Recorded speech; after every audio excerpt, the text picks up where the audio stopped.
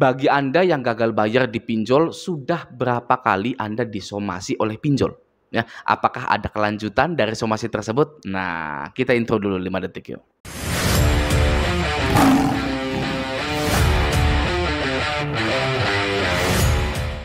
Nah, apakah saya, Raja Galbay ini, pernah dapat surat somasi dari pinjol?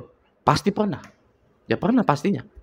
Oke, saya Galbay 30 aplikasi pinjol legal OJK serentak ya sampai sekarang belum bayar lagi ya. Pasti pernah dapat surat somasi dari pinjol. Oke. Dan saya pun merasakan ya apa yang dirasakan oleh orang-orang yang gagal bayar di pinjol. Oke, hal pertama dari mendapatkan surat somasi dari pinjol itu adalah rasanya ya di dada ini gitu ya, sesek gitu ya. Rasanya mendapatkan surat somasi dari pinjol itu ya, deg-degan, panik, cemas gitu ya. Seperti itu. Oke. Kenapa itu bisa terjadi? Kenapa kita deg-degan, panik dan cemas? Karena kita selalu menganggap mereka pinjol ini adalah perusahaan besar ya. Kita adalah rakyat kecil ya, pinjam uang lagi.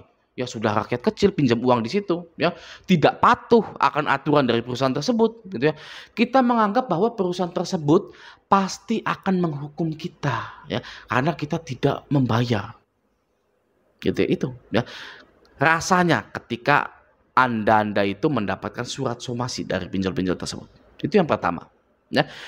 Hal yang kedua, ketika mendapatkan surat somasi dari pinjol itu kita menganggap vonis hukum yang sudah sah untuk kita.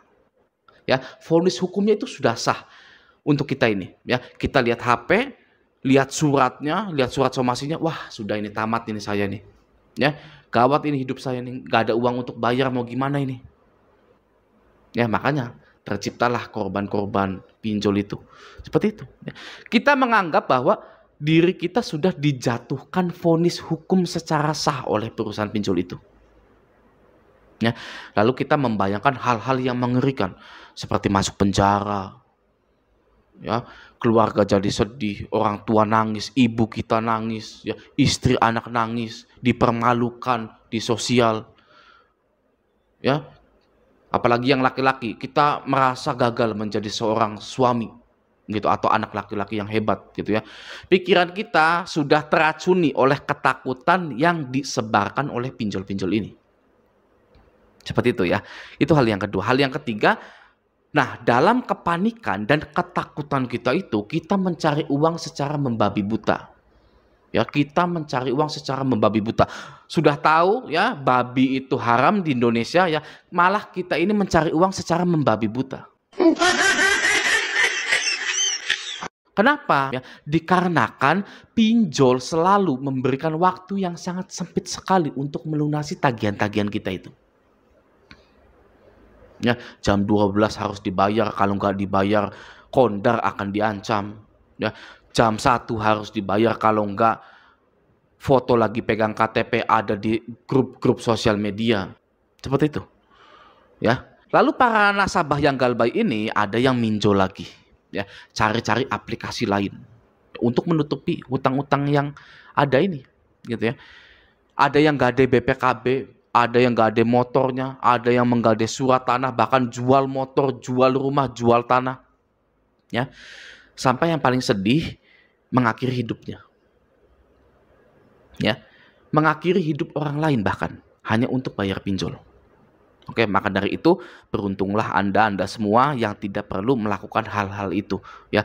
Nah, sekarang saya ingin memberikan fakta di lapangan tentang surat somasi dari pinjol. Ya, ini faktanya. Hampir semua surat somasi yang dikirimkan ke Anda atau kepada nasabah yang menunggak itu hanyalah gertakan saja. Ya, karena dari dulu, dari tahun 2019 sampai sekarang, ya, dari dulu sampai sekarang tidak ada tindakan yang berarti dari surat somasi tersebut.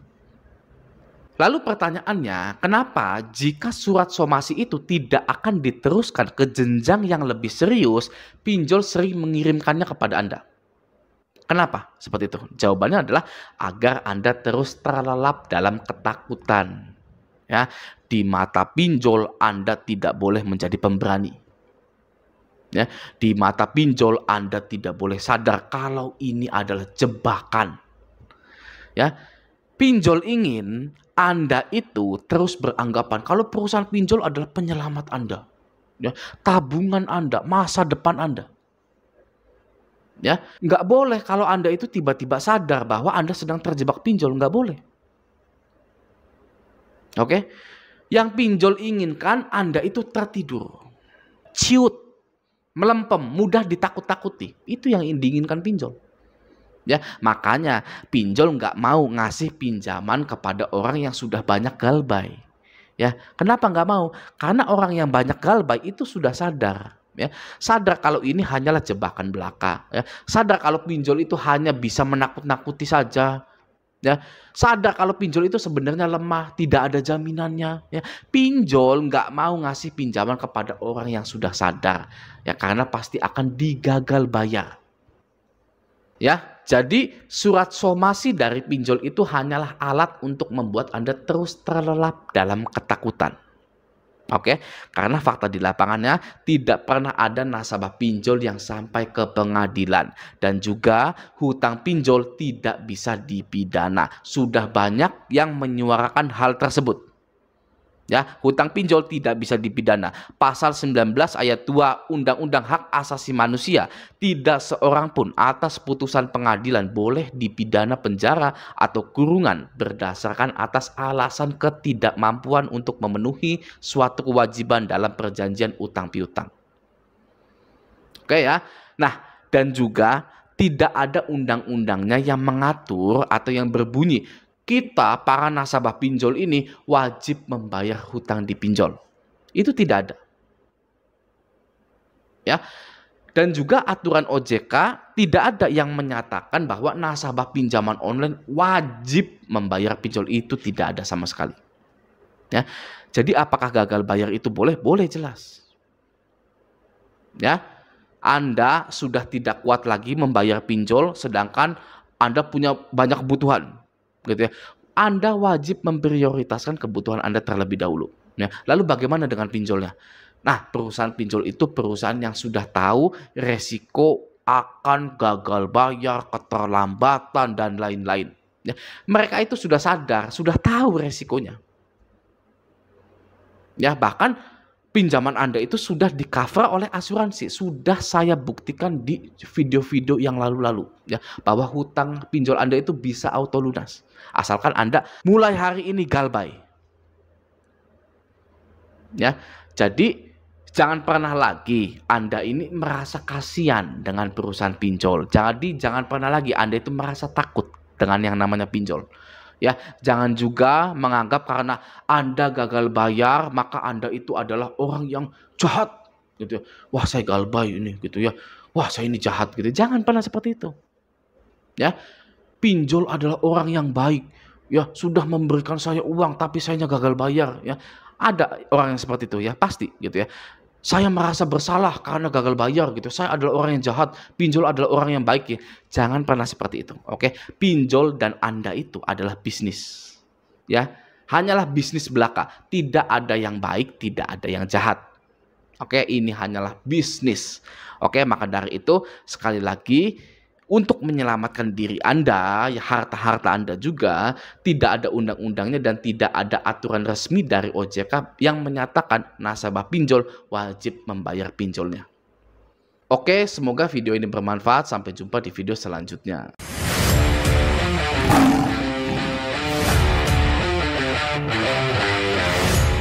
Di mata pinjol, Anda tidak boleh menjadi pemberani. Ya, di mata pinjol Anda tidak boleh sadar kalau ini adalah jebakan. Ya, pinjol ingin Anda itu terus beranggapan kalau perusahaan pinjol adalah penyelamat Anda. Ya, tabungan Anda, masa depan Anda. Ya, nggak boleh kalau Anda itu tiba-tiba sadar bahwa Anda sedang terjebak pinjol, nggak boleh. Oke, yang pinjol inginkan Anda itu tertidur, ciut, melempem, mudah ditakut-takuti. Itu yang diinginkan pinjol. Ya, makanya pinjol nggak mau ngasih pinjaman kepada orang yang sudah banyak galbay. Ya, kenapa nggak mau? Karena orang yang banyak galbay itu sudah sadar. Ya, sadar kalau ini hanyalah jebakan belaka. Ya, sadar kalau pinjol itu hanya bisa menakut-nakuti saja. Ya, sadar kalau pinjol itu sebenarnya lemah, tidak ada jaminannya. Ya, pinjol